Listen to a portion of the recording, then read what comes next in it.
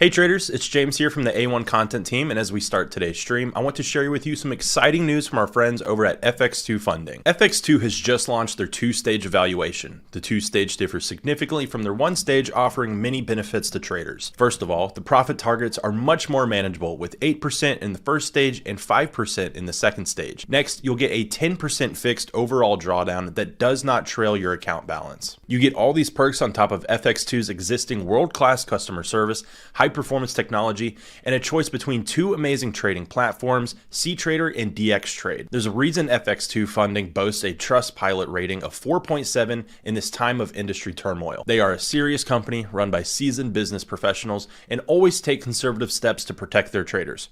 For traders looking to get funded, you can use promo code A1Trading15 to save 15% on all funded accounts. That's A1Trading15. The promo code can be found in the link in the description below and in the live stream chat right now. Now, on to the show. All right, guys, welcome back to another live stream. You caught me, you walked in. It's like you walked into my little show here as I was just trailing a stop on my position here on the Russell. Hold on, let me turn on my sound so you can hear my little... We have a little bit of a move here happening on the Russell. Please bear with me. I mean, I'm going to have to just really quick punch out a stop loss update for members. So give me just a second. We're going 0.5%. I'm still risking 0.5% on my position here. Take a look at RTY from my entry. That's going to put me roughly at about 2042 on the Russell. Make sure this is okay. Just bear with me as I update this for a second. 2042. Yeah. There we go. If you hear a bunch of MetaTrader sounds, I'm just using it to mirror my position. So I'm just going to update my Russell position. All right. Oh. It's not a new trade. It is an updated trade. So let me just do this. Okay, let's do what the IWM. So I'm trading the IWM, guys. I apologize for the kind of crazy start here on the show, but I'm just updating a position that I need to trail stops on. So IWM stop loss is going to be at, okay, stop loss is at 202.92. And my entry is still the same at 201.92. Okay. Let me take a quick picture of this short position that I'm in. I don't short the indices very often, but I really liked the setup yesterday on the Russell. And so I took the trade. All right, let's put this picture here. Stop loss trailed a bit tighter here this morning with CPI, FOMC tomorrow. I am cautiously holding onto my position. Nice start to the downside. I will look to trail stops further if price continues to break lows. Okay. Yeah, sorry for thank you for bearing with me here this morning, guys. I'm just updating my IWM trade or my Russell 2000 short position. Everything looks good. Okay, if you guys are members, for members inside of the Discord channel, you should be able to see that now. I just updated it in the indices channel. And for those of you guys who are not already in the Discord and you'd like to join the Discord, we will drop here in the chat a link to apply for the Discord channel. It is free to join the Discord. If you'd like to get access to the signals, those are not free.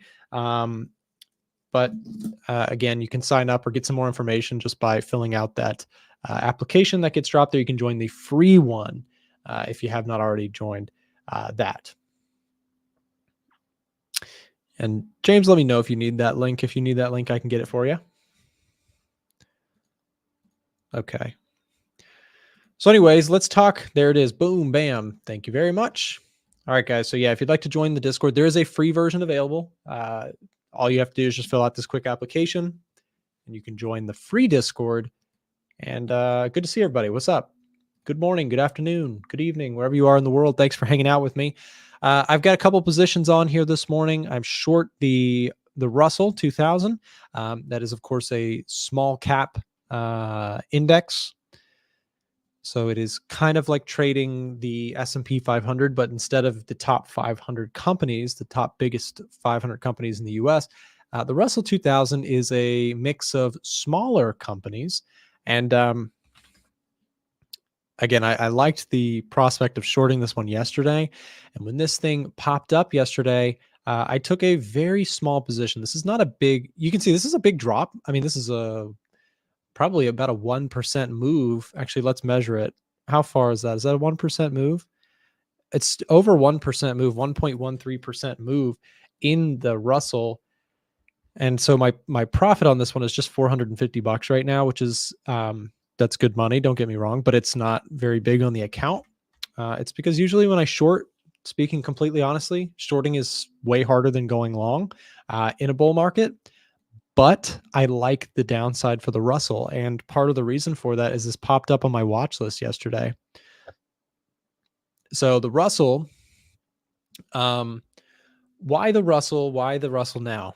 Well, again, I'm a broken record on this stuff, but we've been on this theme here recently. If you've been tuning into the show, you know that I've been talking about a lot the economic data that seems to be coming in cool. GDP numbers, PMI numbers, retail sales numbers, unemployment rate ticked higher, interest rates, have been on the rise recently. They've come down a little bit today. But any slowdown in the economy, I've talked about the Russell a lot. I talked about it a lot yesterday. The Russell, in order for the Russell to go up a lot, what I think you need is you need to see great growth in the economy, which we arguably are not seeing so much of right now. The economy in the US has been stronger than expected, don't get me wrong, but it's showing signs of cool down. Inflation seems to be getting in the way of the consumer. The consumer is starting to feel the pinch of, go figure, you go to the store and everything is double the price. That's going to start to materialize. And so, I'm kind of still bearish on I am still bearish on the Russell. So growth, you need good growth. And you need interest rates to be accommodative. So what do I mean by that? Interest rates, remember, this is borrowing costs. Borrowing costs are very important to companies that are smaller and trying to grow. Think about this just conceptually. If you're a small business, and these are not small businesses. If you're in the Russell 2000, you're not tiny, but you're definitely not the big ones, right? You're still growing, and growing companies to grow fast. How do you grow fast if you're a company? If you want to grow really fast, you take on debt and you deploy that money to grow your company quickly.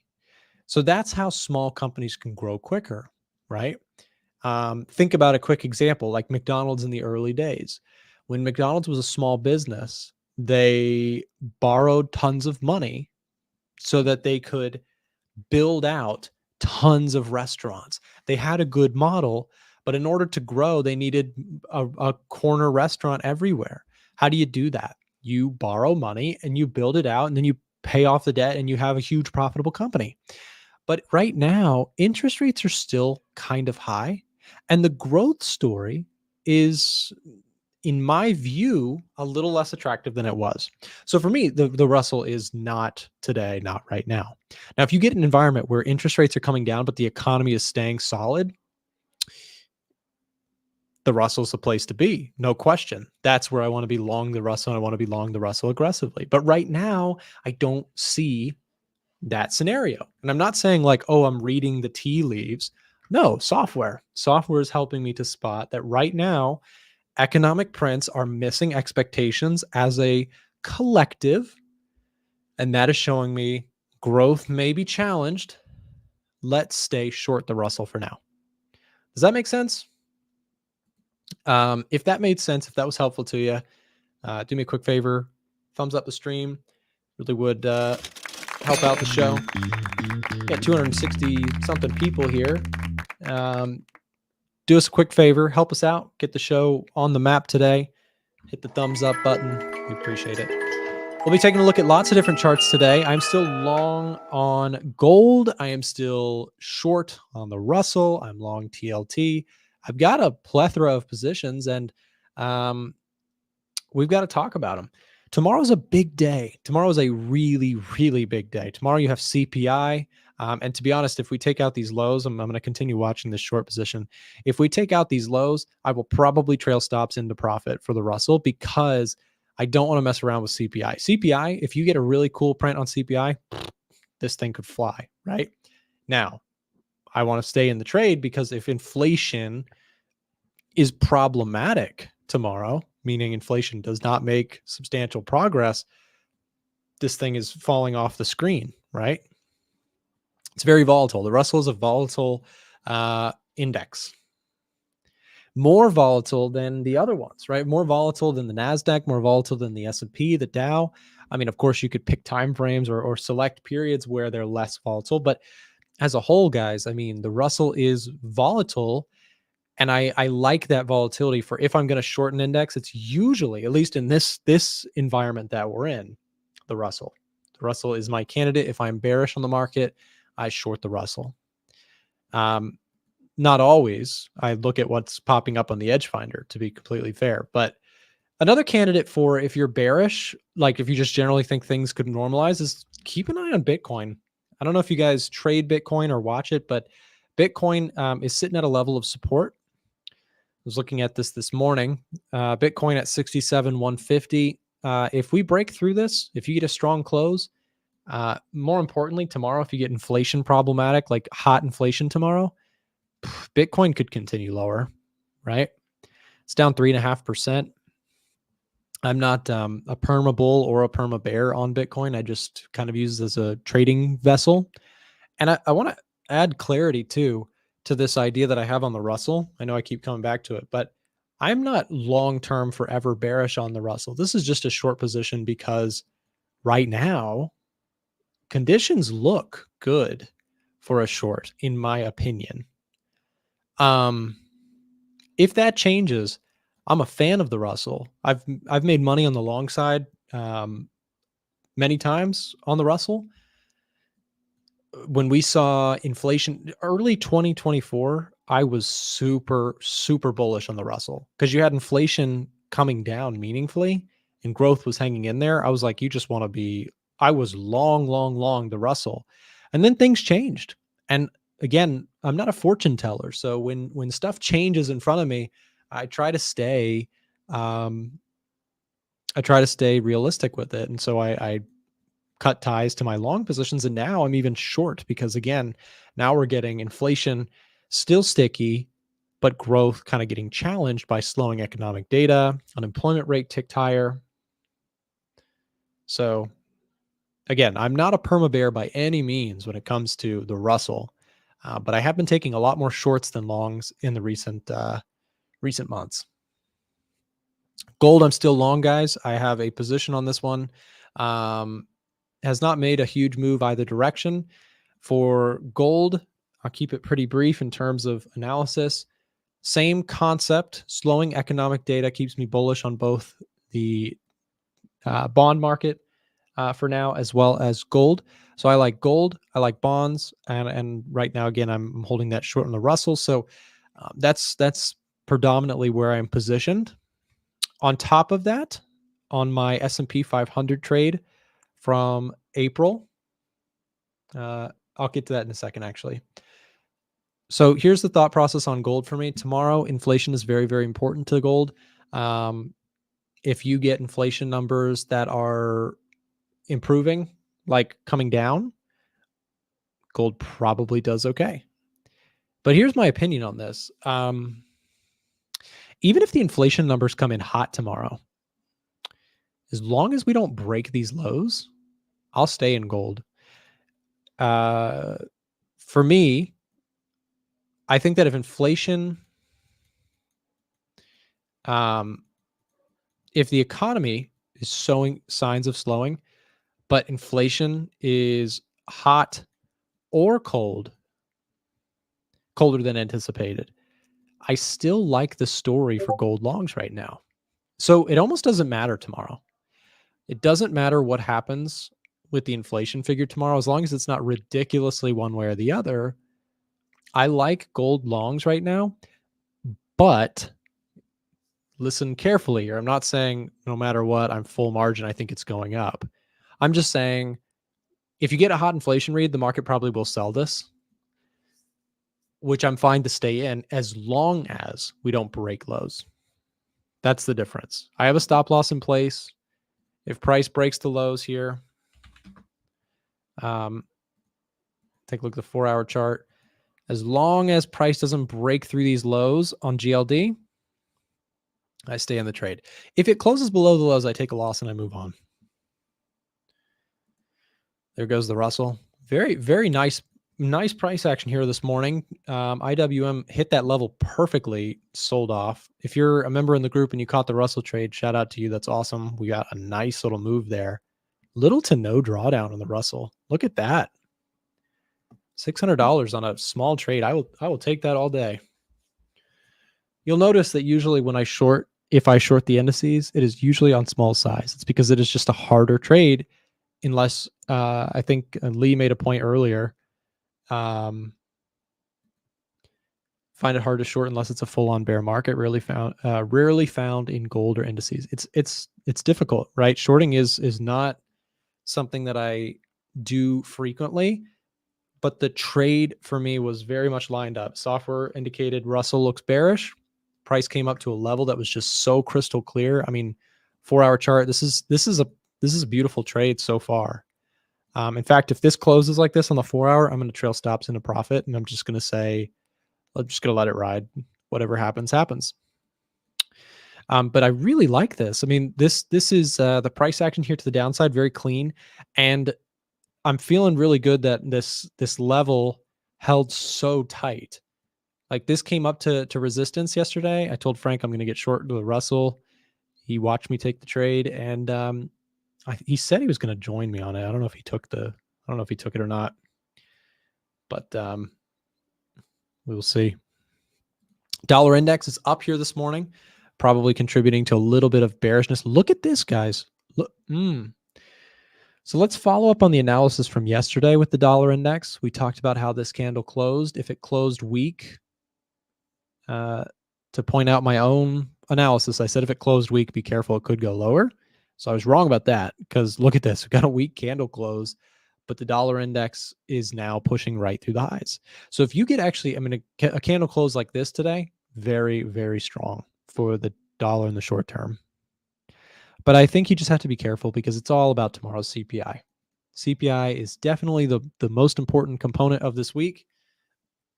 At the end of the day, if you get a very hot inflation read, it is going to throw a loop in this market. And a hot inflation read could shoot the dollar back up to 106.4 in a heartbeat, right? It could be very quick. That's if we get hot inflation. But again, I want to make this distinction because a lot of times people will show up to a CPI live stream. We'll have, a ton of people watching the show tomorrow, and you'll see it. If you're a regular fan, you'll see them too. There will be messages tomorrow, people saying, Nick, what way is the dollar going to go? Is it going to go up or down? Or should we sell gold? Should we buy gold? And I will be the first one to say, I've been doing this a long time. I don't predict what the news is going to be, right? I react to it. And I know it sounds like cliche and everybody says that, but genuinely, the CPI report tomorrow is an unknown. It's a question mark. You and I don't have the luxury of knowing the economic data before it gets released. But when it does get released, if you know how to trade with fundamentals, you know that it can set up some really nice trends that are not just a 30-second blip. They can be trends that form for the next day or even weeks, right?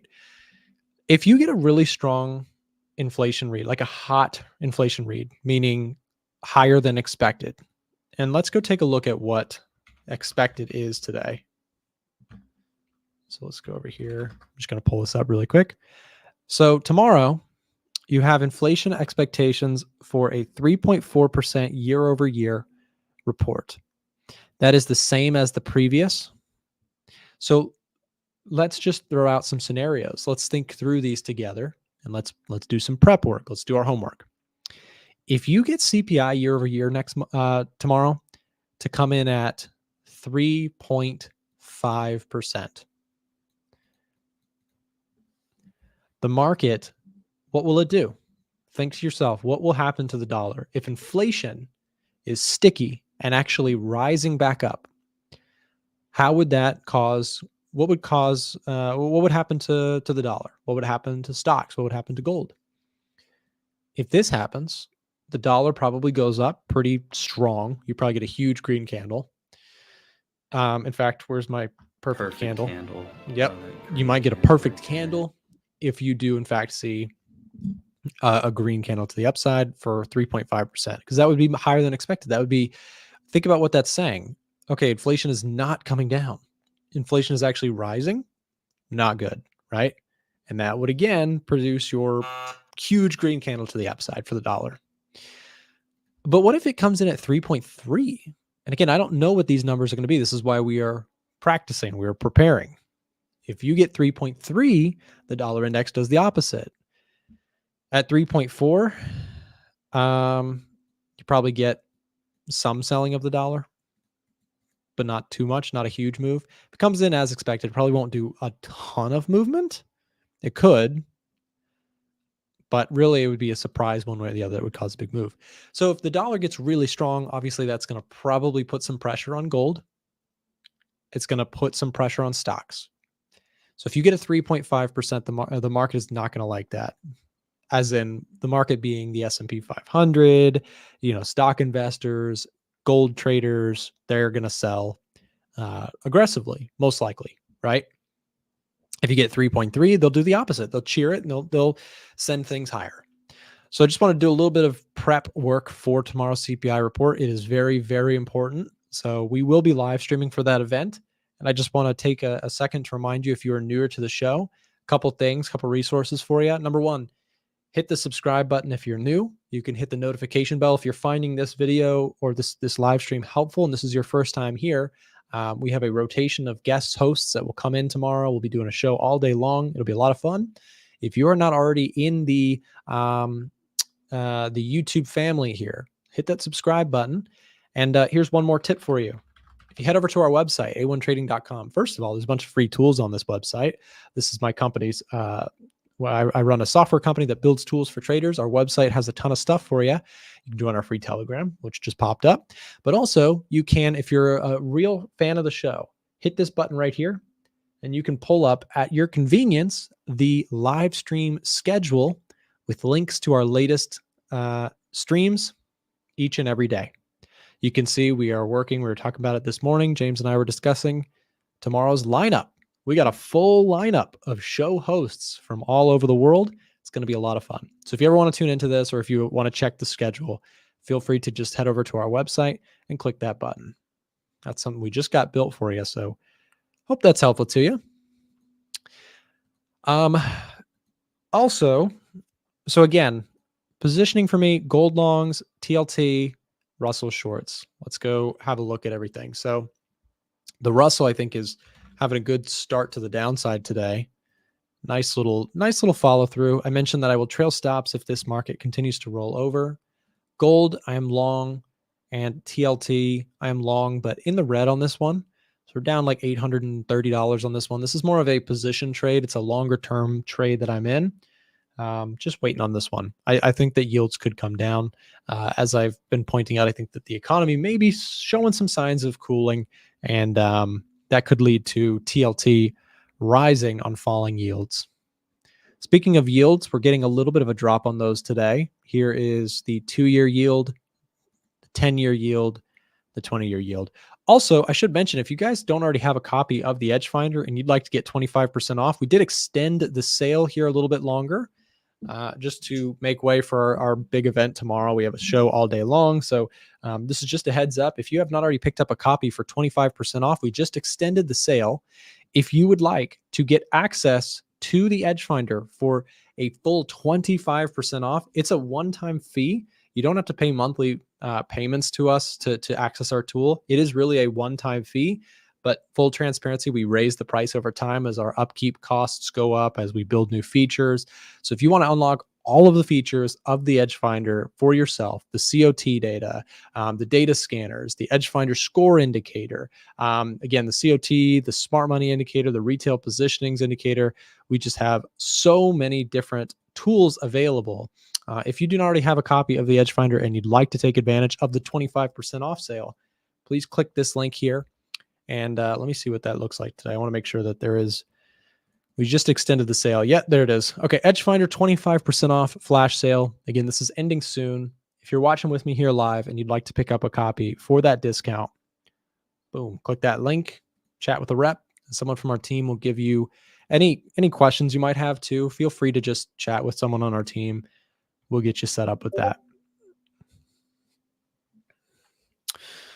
So yeah, tomorrow's CPI report will be really, really key, just to give us a little bit of a clue as to what is likely to happen next with this market.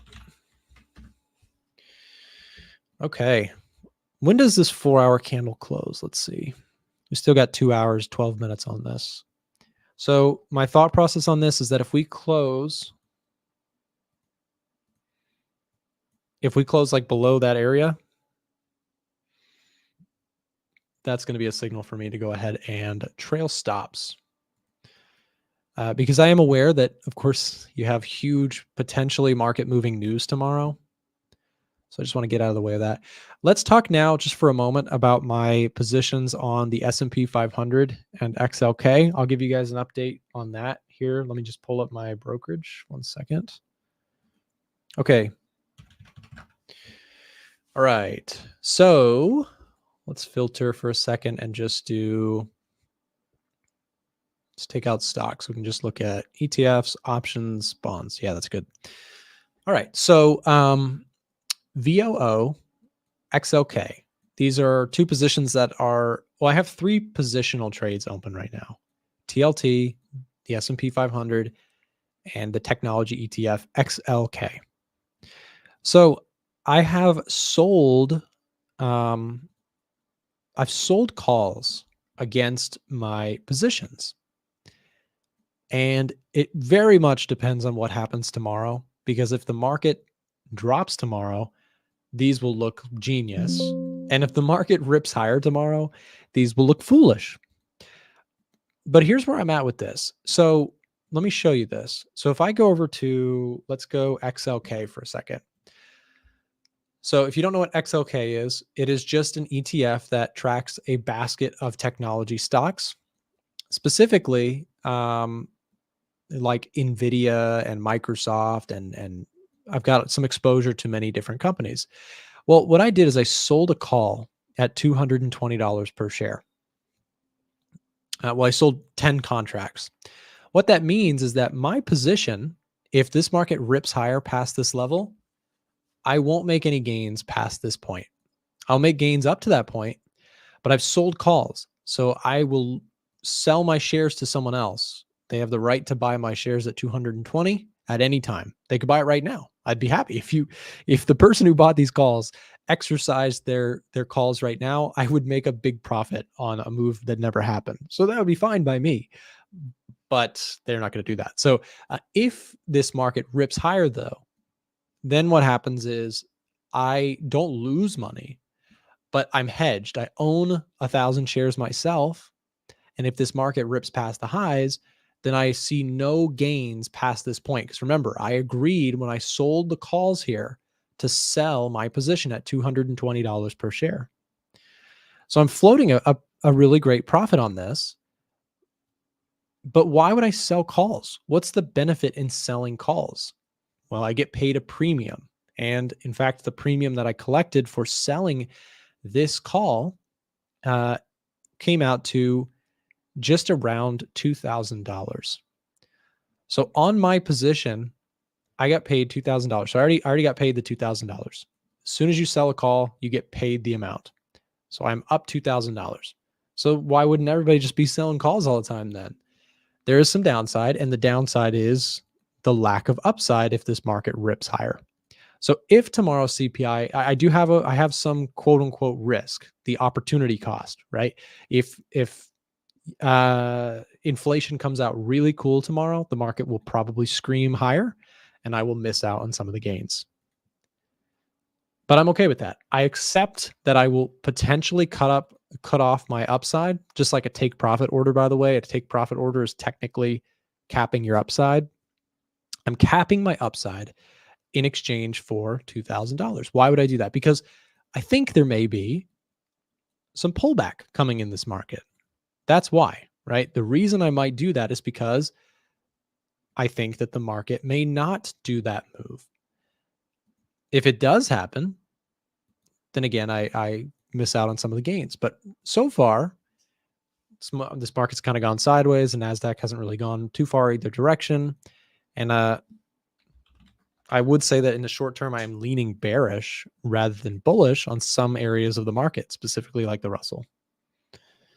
So that's my thoughts. I hope that made sense. The quick overview of my full positions. I have, again, some things that are going really well, some things that are not going so well, like TLT. This thing has been not nearly as impressive as I had hoped, but I think this will take some time, but this position trade, I imagine, will do fine. I think at some point you probably see TLT make a recovery, and if that happens, I'll make some money on that position. So just going to play it slow and wait on those. So I have a couple position trades open, a couple active, momentum trades. I'm long gold momentum basis on the daily chart. Tagged support. I talked about gold earlier, but I'll just pull it up. So gold on the daily chart, I'm long at support, but it's not because it hit support. That is not why I'm in the trade. Support was just the trigger to enter the trade. The reason is because, again, EDGEFINDER is pointing bullish off of the back of cooling economic data. And so I still like the trade. Again, I mentioned it earlier, but if you didn't hear, we're doing 25% off the EDGEFINDER right now. If you guys would like to pick up a copy before the sale ends, I'll drop the link here in the chat where you can speak directly with a rep on my team. We have a couple people who are standing by who could help you out. If you'd like to ask a few questions about the tool, if you just want to get to know the tool a little bit more first, or if you'd like to just go ahead and if you've watched the stream for long enough and you're like, you know what, it's a great tool, I want to pick it up, get it for 25% off today. Why not? And last thing I'll say is that if you are an EDGEFINDER user already, I want to invite you and actually ask a favor of you. If you're somebody who loves the EDGEFINDER, help us to improve it. We've added this button at the top of the top setups page to leave us feedback, and we read every single one of these. It goes to our team, and the developers can see it as well. And we work together every single day. There's a team of 10 people total at A1 Trading. We work every day to improve the tool, to make it better, to make the system smarter. So again, oh, look at this. This is inside information. Frank is working on something that has been leaked. It's been leaked, guys. EDGEFINDER fans, you guys can go check it out, but that is not meant to be public yet. We've got cool stuff. We're always trying to build new things. Because Frank and we are market data junkies. We love the markets. We love market data. It's so fun. My background is in computer science, and I thought when I started this business years ago, and I've been trading, I thought I was getting further away from software development, only to come to find out that a few years ago when we launched the EDGEFINDER, the software never left. The software engineering degree that I got has really come in clutch. I would not say by any means I'm not a programming genius whatsoever. I'm actually not great at it. But the logical things of programming that I learned have helped me immensely to manage a team of programmers, which has been really cool. It's been a lot of fun. And everything from the design side to interacting with customers using our tools. I always say that when people use the EDGEFINDER, it is like, for me, it feels like when a singer says, or a songwriter says, everybody sings the song for them or sings the lyrics to their song, the amazing feeling that it gives you. For Frank and myself and our team, we just love to see people using our tool. It's so cool. Hey, WebTrades has a really smart point here. It can technically be a tax write-off. This is not tax advice. Please understand. Consult an accountant. I don't know what I'm talking about, but I believe that if you have your trading set up as like an LLC in the US, you can actually write it off, which is kind of a genius point, Jason. Hope you're doing well, Jason. Hey, Jason, if you ever want to come back to the show, we'd love to have you. You're always welcome to join the show if that's something that you would like to do. In fact, totally up to you, Jason. No pressure. But if you'd like to come back, let us know and we'll arrange something. We've been trying to build out more and more people to come on the show and just make it more of a community thing. So if you're trying to get your name out there, you're welcome to come on. I'm not saying necessarily today. I'm just saying in general. We have a rotation of people that come on to the show. Look at the Russell is still going lower.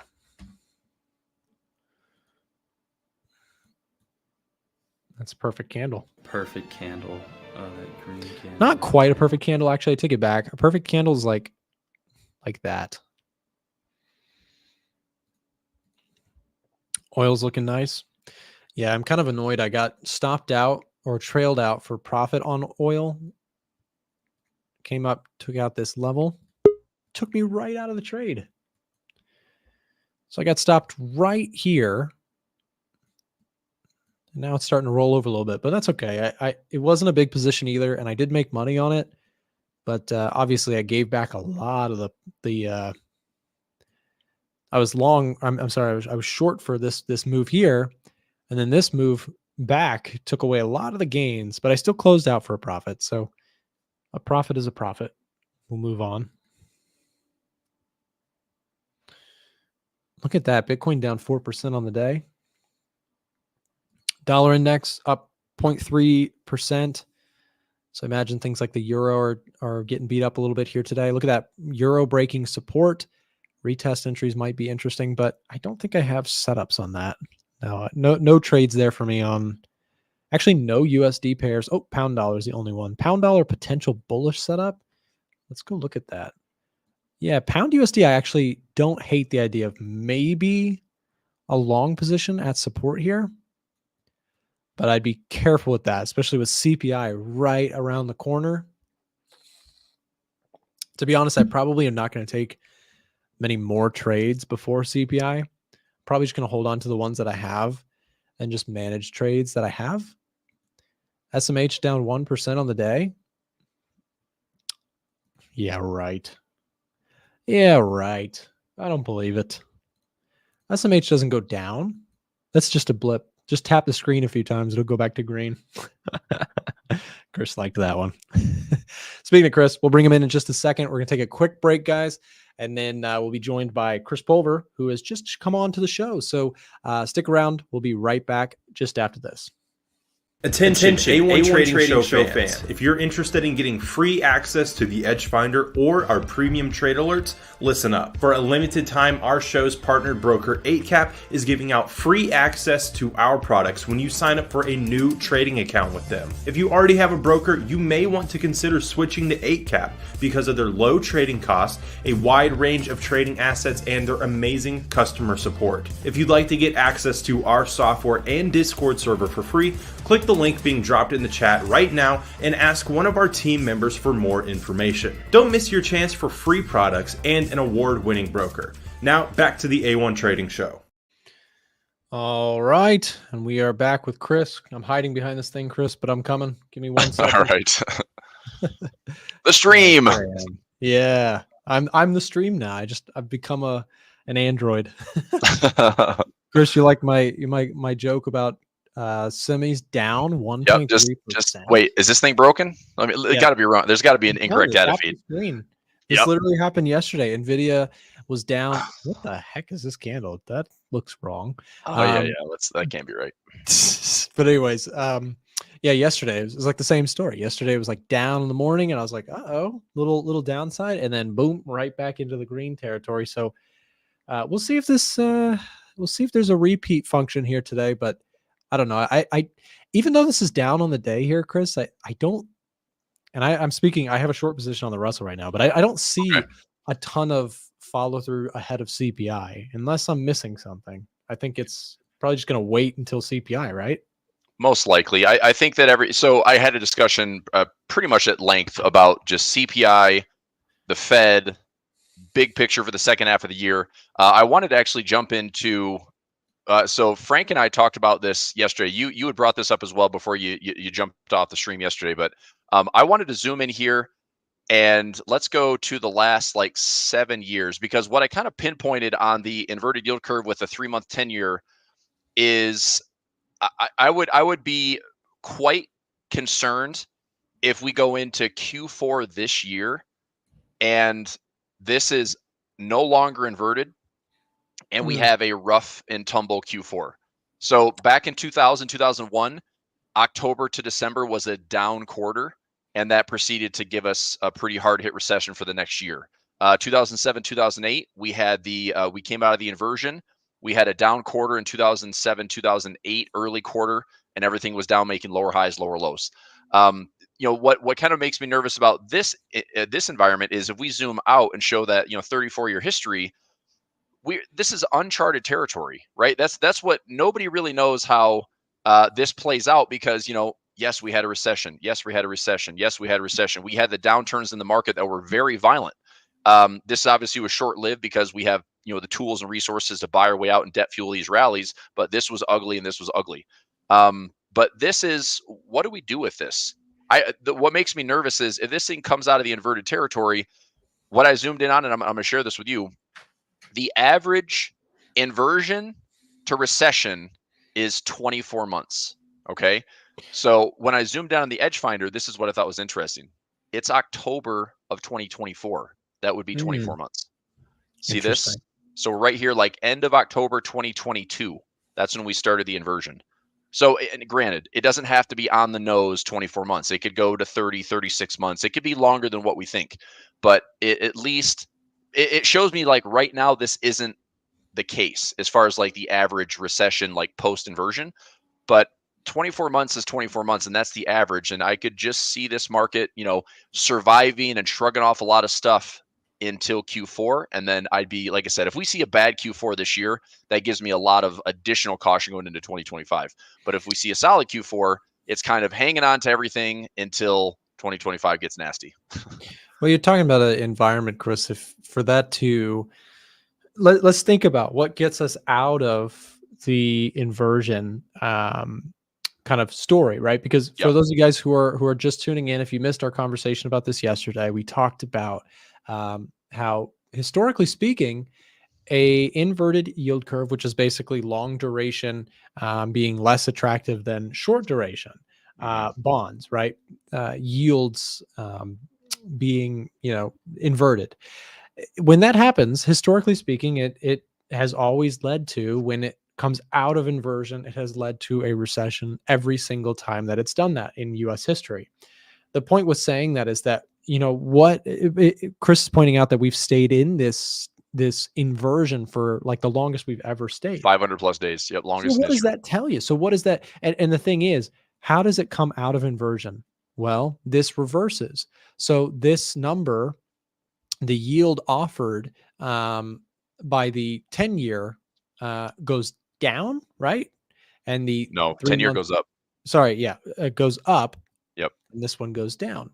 Yep. And what causes that? Well, it causes the trust in the longer term duration to be diminished, right? I mean, this is the kind of a confusing topic, but the long story short is TLT is an interesting one to watch on this, because if you see TLT start to really jump, would that be the catalyst? I mean, is that the same kind of timing that would cause that to uninvert, or would it go the other way?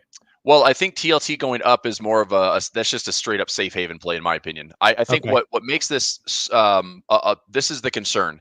If we go to the US 10-year and we Mhm. notice what this period did for the markets, when we rallied up to the top and we hit that 5% peak on the 10-year back in October 2023, that was actually the summer, August, September decline that we saw in Mhm. 2023 before we started ripping higher. And that was almost to the day, right? We peaked at this 10-year and we saw the bottom in the market that we've been a long ways away from. That bottom in October 2023 is 28, 35, 40% ago. It's a crazy run we've seen for that last well, I take it back. It's not that bad. What is that run? So from October 2023, Mhm.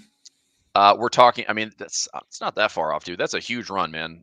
From here to current price, it is a 31% run. So yeah, it's a 30+% run. But you go back to that 10-year yield, and the 10-year yield has done virtually nothing off of this. It's like we had a relief rally in equities. We had a relief rally in the bond market, right? That's what prevented the bonds from going into a 3-year drawdown.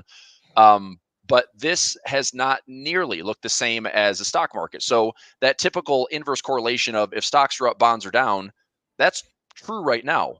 But Mhm. I do wonder if we start to see, in order for the yield curve to become normalized or uninverted, the question is the 10-year going to steepen? If the 10-year steepens and gets stronger, let's say that the 10-year revisits this 5% zone again, I don't know if we get beyond that. Like maybe I mean, because the 3-month is at, can you check the 3-month right now, Nick? Is it like 5.3? I Let's can see. check it too. I think it's like 5.3. 5.25. Okay, so 5.25 versus 4.41. So let's say that the 3-month doesn't do anything. Let's say the 3-month stays where it is. Well, does that mean that the 10-year is actually going to go to 5.25 or 5.3? Maybe. And if Mm. that's the case, we get out of this uninverted. But this did not bode well for stocks here. I would imagine it wouldn't bode well for stocks there either. So again, I just wanted to kind of follow up in this conversation because yesterday we showed like this is 2000, this is 2007 and 8, this is 2020, this is now. We don't know what this looks like, but I think what makes me nervous is longest inverted yield curve in history. To me, tells me like the cycles and the acceleration that we see, something ugly could happen very quickly. And also, let's piggyback this on what's happening Wednesday with the Fed. The Fed has been very lucky over the last couple of years, even like the last 4 or 5 years, navigating through COVID, post COVID, navigating inflation, really having to do nothing other than raise rates and then sit and wait and not have to react. The Fed has been very lucky. And in your career and in my career, I rarely see that the consensus is the Fed got it right. Right? Yep. Usually it's the Yep. Fed is reactive to something and the Fed is breaking something or something is breaking for the Fed to then step in and put in a backstop. Yep. So that's this is big picture stuff, but it's like that's what makes me nervous about any type of chaos is that the Fed hasn't broken anything or the market hasn't seen anything breaking and therefore nothing has to happen. And I just feel like the longer that goes on, the more violent a break ultimately becomes, whatever that is. And if it's the stock market, if it's the bond market, if it's commodities, if it's the dollar, if it's crypto, I don't know. But if something breaks, I think it's going to be ugly and crazy. And it could be, more violent than we've ever seen in the past because this is what happens when something just sits and boils and bubbles under the surface until it finally erupts. Yep. Yeah, I mean, and that's the thing is I just think that when I look around, like where I want to, because you still have to. The thing is with being concerned about the big, drop that could come. Sure. The problem Black is swan. it's like you can't always stay cash either. So what do you do? And for Correct. me, that's meant kind of allocating and staying allocated to gold. I know that's like I know that's like an area of the market that I like to kind of stay playing. And I think that Yep. gold is one of those things that looks foolish until it doesn't. And I think that the scenario that you're talking about, gold may see a drop like it did in 2020 off of like the initial fears of recession because everything gets sold in that instance. But the follow through in 2020 was remarkable. I mean, 2020, I believe that gold, at least for a large part of it, greatly outperformed the S&P 500 because the money printers came on, and you can see the drawdown here was only 15% compared to like a 30% drop. I mean, that's And half. then it just ripped back, Yep. so Yep. something to think about. Yeah, for sure. And one thing that, I think a little bit of this is dripping in because like Frank yesterday we were talking offline, and I think Frank's I'm just trying to keep his cynicism at bay, because it's like, look, man, you can be right eventually, but it's Sure. not worth being bold enough to be like, I'm putting my foot in the ground. Here's a line in the sand. I am bearish. It's like, you can be wrong, man. And it sucks to, take a stance and take a direction and lose when it's like that's when your brain starts to go into like, this doesn't make any sense. That's the Right. point. Exactly. It doesn't have to make sense. It's like, as And that's long the as the thing market is moves and does what it's supposed to, then we can make money. even in my most bearish times, I still acknowledge that the S&P 500 is the 500 best companies. You're betting True. against That's true. innovation and strength. And can it get overdone to the upside? Sure. But Yep. still, I don't want to bet against the best players in the game. Yep. If I'm going to bet against stocks, I mean, for me, sometimes that means shorting the Russell. For most of the time, I don't even like to short indices in general. If I'm Right. bearish, usually what that means is selling covered calls against positions that I like, against sectors that I like, or maybe a sector rotation. There's other ways to be cautious than just outright shorting the market. For me, that might mean sectors. It might mean taking a stab of small short size positions. It might mean selling covered calls. You can get pretty creative with finding ways to be defensive. I think defensive is different than being bearish, right? Defensive is just being cautious. And Right. for me, defensive might mean, again, sectors, or maybe I allocate more to gold, or maybe I get long commodities if I think, XYZ. So there's all different ways you can play it. Yeah. So I took a look yesterday at every sector. I think that there's kind of a consensus that I'm building technically right now. Like, we're stretched pretty long in the tooth in these bull markets. This run we've had through, through January, February, March, a little pullback in April. Let me just share this with you. So the SPY, and I'm hoping this isn't too noisy for everybody watching, but I'm just going to share a couple of swings using fibs and what I could kind of project out in the bigger picture. So if we go back to this previous top in 2018, this is January 2018, to our broadening pattern here with the COVID crash low in March 2020, to all the way stretching up. So I take this high connected to this high.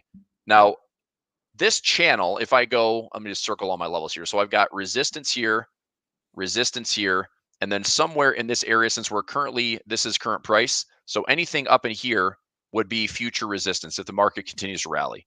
That puts the S&P on pace for a 6,000, price point, or the 600 to 640 level on the SPY. That's way up there, and I'm not, even remotely thinking like, oh, it's gonna happen. There's no way.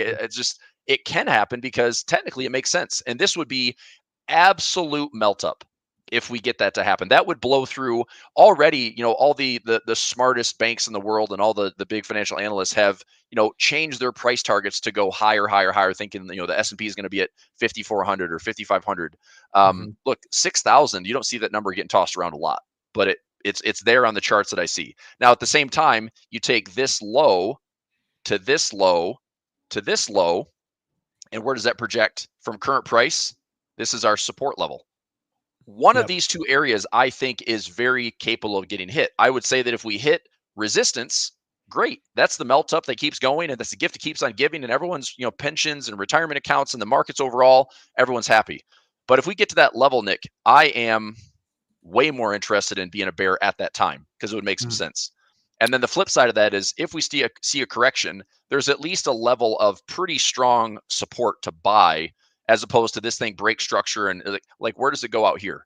It's in free. It's like, I think this channel is at least technically sound. It's just a matter of, are we going to see something happen meaningfully, like directionally, or are we getting too preoccupied with it's got to go somewhere? It's like, maybe it doesn't. Maybe because it's already went pretty far for the last 5 months. Maybe sideways is all the market's going to give us, and this week could just be high, low, no direction, right? Spikes, wicks, noise. That can certainly be this week's trading. So that's what I'm looking for. Yeah, I think it's interesting. And, we will we'll just have to see what the CPI brings. I mean, Yeah. do you have any guess on what the Fed is going to say tomorrow, Chris? What do you think? You think anything comes out of what they have to say? Well, sure. I mean, I think that right now, I think if the Fed look, does the Fed want to jawbone the market? I don't know. Maybe, maybe not. I think that if we're staring at the graph of what's happened the last 6, 7, 8 prints of CPI year over year, this is sticky, right? It's like we're not really making any dramatic progress one way or the other. Now, I do think that this current Fed team is probably trying to prevent the second flare up of inflation like we've seen in previous years. Like when we had, the inflation flare ups in the 70s and the 80s, they all were up, they were aggressively lower, and then they flared up again. I think this go around, I feel like the Fed's job and possibly focus is to make sure that we don't have another flare up, because the flare up to cause a Fed backstop, to cause a Fed reaction, could get even worse, I think, or all of a sudden we go from 120% debt to GDP to 130, 140, and we try to print our way out of another crisis. Obviously, as a consumer standpoint, it's going to put so much strain on the consumer that I don't think we just get out of it in a month like we did during 2020. But I think that this CPI here, I mean, the classic accounting with the Fed is its core CPI, so you don't have food and energy. I mean, that's still the most unrealistic way. It's the one it's the unrealistic way to actually look at true inflation, because with gas prices, with food prices, yes, I know things have come down, but last time I checked, stuff's more expensive. Fast food's more expensive, eating out's more expensive, groceries more expensive. I mean, it is what it is. Like it's the world we're living in right now. Now, wages are still growing, and everyone's sitting on household wealth that they haven't had in years. We're at like I think household wealth is going to hit like $160 trillion. And I hope that number is not off. I'm pretty sure I read that this weekend. But a lot of it's sitting in your house. I mean, I just said this morning, dude, I'm selling 2 houses in the last 4 years for about, I'm going to say about $400,000 of profit. And I'm in a market that's like, we've had some pretty crazy times the last 4 or 5 years, but making pretty good returns on just having a house. And I'm now in an environment where I'm out here with people in Utah that have been here for 5, 6, 7 years that are sitting on over $900,000 to $1 million in equity. If they sold their house, they're making $1 million profit. Okay. But the problem is, if they sell that $1 million house, that house was only worth $300,000 when they first bought it. To me, in my view, as a value trader or investor, it's like, I know what a $300,000 house looks like. It's that house that's being appraised at $1 million. That's not $1 million house, you know.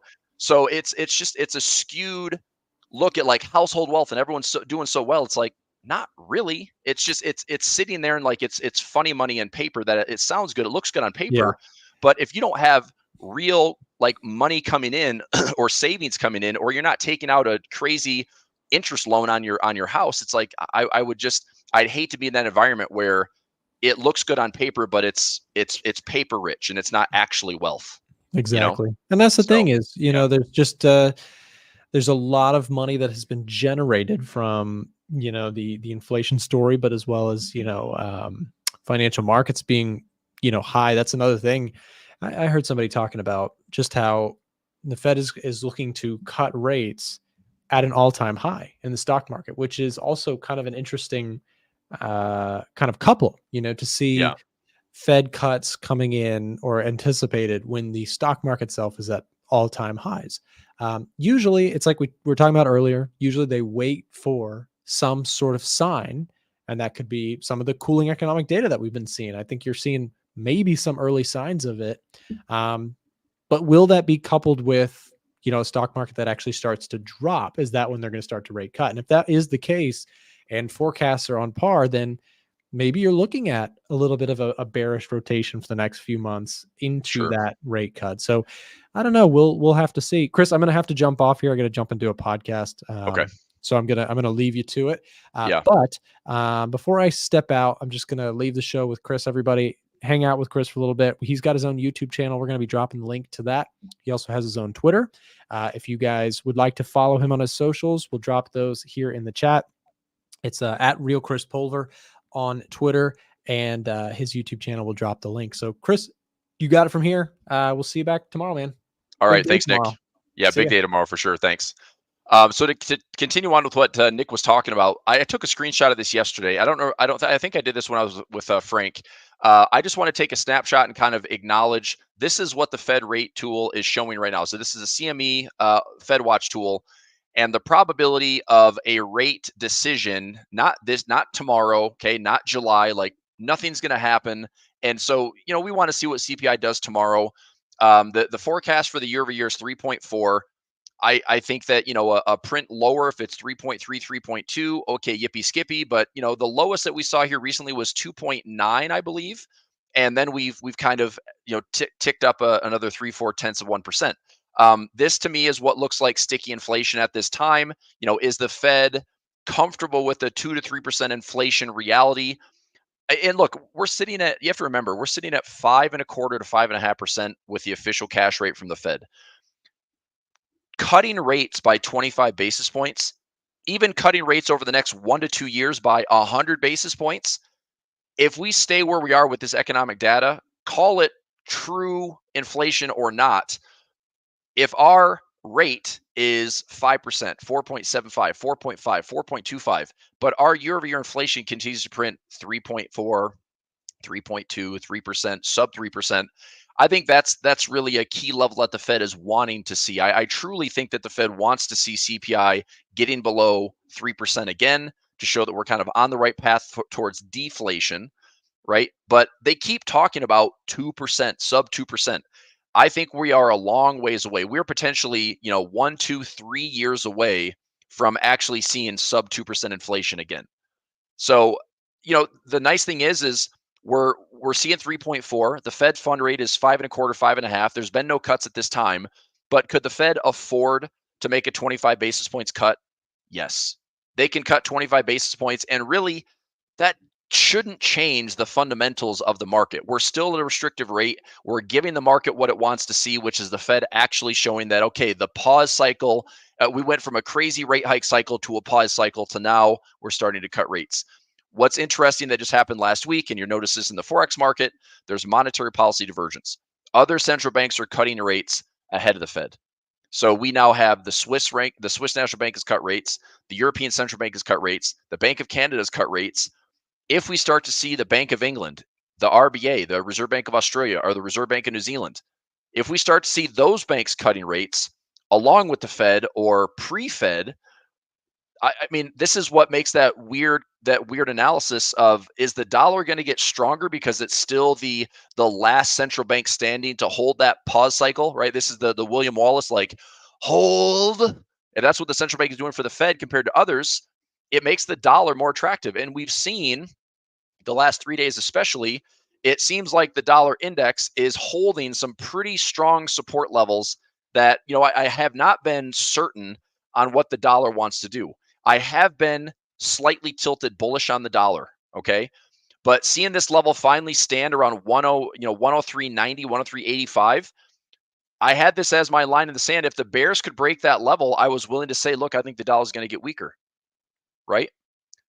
But the reality is, if we're holding that level and we have 3 days of bullishness, if this continues to go a little bit higher, this low, this was noisy, but it still bottomed out. And I could see the dollar getting back into these levels. Now, typically a dollar stronger move is not going to go well for the stock market. But in this current environment, we could see a weird correlation where the dollar gets stronger because the dollar is still the last central bank to holding policy longer than others. And that gets the dollar a little bit stronger. But at some point, when we want to see, aggressive risk on trading, maybe the dollar hits this level and we start to see a big fumble in the dollar. I think 2 big trades, and this is out there bigger picture wise, 2 big trades over the next probably 1 to 2 years. I think if we can spot a top on the dollar, it's going to be an incredible short. I would love to see even this position right here. If I was short the dollar, there's a lot of money to be made in the markets, right? You can make a killing in Forex. You can make a killing, being risk. I mean, this is a risk on rally, right? This drop in the dollar was a broad market rally for everything. You can make a lot of money trading, right? So I think if it's this environment and we start to see a topping pattern on the dollar, I'd love to see the same type of thing. Now, let me zoom out here, okay? Because there's two ways that I'm watching this dollar index. Right now, if we have this running up here, to me, this is an inefficiency that can get filled. This is a slightly higher high where it's a bull trap, and then we look for a topping pattern at resistance. If this tops out, we go down to this level and we find this, critical kind of 101 level. But if we break and go below that, man, that's a monster trade on dollar weakness and everything like anti-dollar, everything possibly, risk on rally. And I don't know if that's going to happen, but I would say that would be a fantastic shorting opportunity if we get it. Okay. The flip side would be, okay, I can trade DXY. I can also trade the UUP. This is another way to look at the dollar trading stocks and options. This is a dollar-based ETF. I would love to look at this opportunity where we're up here. The dollar is still intact with a stronger move, a bull trend. But if we come up to this high or this high, and we start to notice that this thing starts to turn over, that perhaps we come back down to a fresh low. And so this becomes our kind of dollar trend. If this goes from, it doesn't seem like a lot, but if we go, let me just mark this as a percentage. If the dollar moves, let's say we're up here and we drop, I mean, that doesn't look like a lot, but that's about a 9 to 10% move in the dollar. That's a lot. I mean, obviously you can make more money trading futures. You can make more money trading Forex because they're leveraged markets. But even if I put in a 3 to 5% position, turn this into a decent chunk of profit. If I use options or I use a futures market, we can kind of, quadruple those gains, right? Maybe more. But you use leverage, you can make a lot of money there. It is going to be interesting how this dollar plays into risk on, risk off, how the bond market plays on, risk off. I know, when I'm on the show with Nick, he typically mentions the TLT quite a bit. I'm long the TLT, but I went all the way out on my TLT timing to January 2026. I went out all the way through 2025, and I'm into 2026 to say, I think if I give myself that time on the TLT that I can make some money on the bond market. I'm not trying to call, these big significant tops or bottoms. Look, I'm not interested in calling a top or bottom on the stock market. I'm not interested in calling a top or bottom in oil or in gold or in silver or in really anything. I'm certainly not interested in the Japanese yen calling a top or bottom, because another thing we have to watch out for is we're talking about dollar, and CPI and the Fed. The Bank of Japan is also this week on Thursday and Friday. It's that like 11 p.m. to 2 a.m. window from Thursday to Friday's trading. I'm talking Eastern time, but the BOJ right now, I mean, look at the dollar yen. We have only seen tons of manipulation in this currency. We've seen tons of manipulation by the Bank of Japan.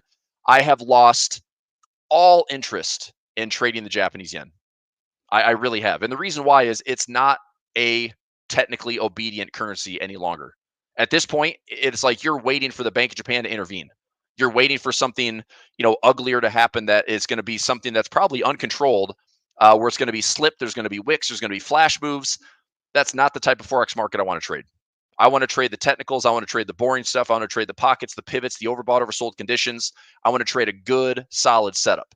You're guessing at maybe being right in the yen cross. And so even this morning, we were in my trading room this morning for the flex trading room, and I was up like 30, 40 pips on the New Zealand yen. And, I took the trade on a good technical setup. It was, maybe 60, 70, 80 pips of profit at one point. But I'm like, look, I'm not going to sit here and guess that I'm right. I don't want to move the stop to break even because it probably gets stopped out at break even. So I just took the 30, 40 pips. To me, this dollar yen trade or any yen cross, let's talk the next, 12 months. If this dollar yen is down here, I think there's a ton of downside potential, right? I think if the Swiss yen, I think technically could be a great trade. If the Swiss yen has an unraveling, we're talking about a currency that's at all-time highs, that if this thing sets up some type of, topping pattern, let's say it breaks back down here and gives us a crown pattern. If we have high, low, lower, high, lower, low, look, if you can line up, I don't know if anybody in this room has made a trade where the market in the Forex market moves over 1,000 pips in your direction. You can make an incredible amount of money, right? You take a standard lot position, even if you build it up over 3, 4, 5 trades, a standard lot position that nets you 1,000 pips. It's a pretty good chunk of profit. If you're averaging a $10 pip at 1,000 pips of profit, you're looking at a $10,000 profit in one currency in one trade. It does happen. You know, in these yen crosses, if and when we get these setups, we could be talking about 2,000 to 3,000 pips. During the Great Financial Crisis, the yens were moving 5, 6, 7,000 pips. In 2012, they used 6, 7,000 pips. During COVID, we saw 3, 4,000 pips. 2022, with monetary policy, another 2, 3,000 pips. If you get just a fraction of that, it pays really well. The problem is, this is not something I want to anticipate, right? I don't want to anticipate this at all. So I will be waiting for the signs to get a chance to participate and then measure my moves and play my technicals and, you know, see how this materializes. But, you know, do I trade Forex? Probably. I'll take some stabs at Forex, but it's going to be with stop losses. It's going to be with reducing risk. It's going to be with moving stop losses to break even or better. I don't play games with the yen. I don't, you know, I don't believe that the yen behaves as obediently as others. When this yen wants to go somewhere, it does it in bull and bear flags. It goes, it pauses, it goes, it pauses, it goes, it pauses, and it will stay that way for months and months and months. And it drives traders crazy because the traders that like to fade overbought or oversold conditions get absolutely crushed. The traders that are trying to buy dips, they don't pull back deep enough to get a dip or retracement, drives traders crazy. So it's a lot of bear flags and bull flags. You got to trade, get your stop loss to break even or better, and let the thing rip. So anyway, Frank, let me answer one question, and let's dive into this. Text code asking, interested how your Swiss positions are going. Yeah, Swiss positions are fine. I took a stop loss last week on one of my systems, but I'm looking for it to get back in and confirm long. I'm still bullish on my Swiss pairs. Let me see. Overall, I'll log in and show you what we're doing. I'm probably at a net like 3,000 or 4,000 pips of profit, where I was up, you know, 7,000 pips of profit.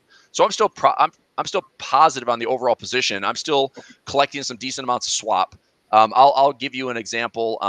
Let me tell you, give me like 30 seconds here and I'll get logged in. So right here.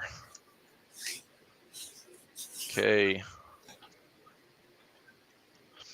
So I will look and see. I'm probably up. I'll give you a number here. It's close to what's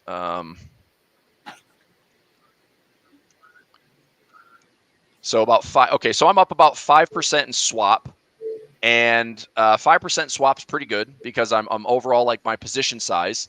Let me see here. So I've got, actually I'm closer to like 8% swap. Not bad. I'm up 8% swap. Let me go portfolio builder. No, I'm sorry, about a 5.5. I'm right, 5.5%. I'm up 5.5% swap by just holding. I'm currently sitting up around. I'm up about 15% net on my positions right now, and I haven't taken any profit. So I'm still building. I'm still waiting. Pullbacks are totally fine. I've actually added a couple of my positions on my Swiss crosses just to buy back in at a dip. So to answer your question, it's going well. It's a labor of love, and it's going to be a process, and it's going to take time. But I'm still highly convinced and highly, you know, stubborn on a little bit of these trades. But you know, I'm going to trade it where if I get in trouble, I'll scale out and scale back in. If I don't get into any trouble, then I just keep holding as is, and I keep adding to it on dips and pullbacks, and let them go to higher highs and ultimately hit my profit target. So when it's all said and done, you know, my goal is I'm trying to take an account and I'm trying to double that account with just the Swiss crosses. That was the initial plan. I've done that for, you know, for 100 some traders that went into a course with me. And like I said, we're sitting up around like 11.4% right now. I'm sitting on about 5.5% of swap money, and I'm just going to let it continue to run. So if I really start to talk about taking profit, it's probably going to be at like that 40, 50% mark. If I take that account and go 40, 50% of profit, I'll probably take it and then look to reestablish positions. Or, you know, to me, maybe that's my good enough. Maybe it's like, okay, look, I thought I'd get to 100%, but I'm at 50%. That's still really, really good. I mean, I started taking these trades heavy in like September of last year. So if I can do a year worth of Forex trading and have a 40 to 50% profit on a single account, that's pretty good. So anyway, all right, Frank, what it is, man? How you doing? How's it going? Good. What do you want to talk? You want to price out some earnings today? You want to do it together? Yeah, let's do that. And also, I wanted to talk about inflation and where you think, you know, everything's going and what the Fed might say in different circumstances. Okay.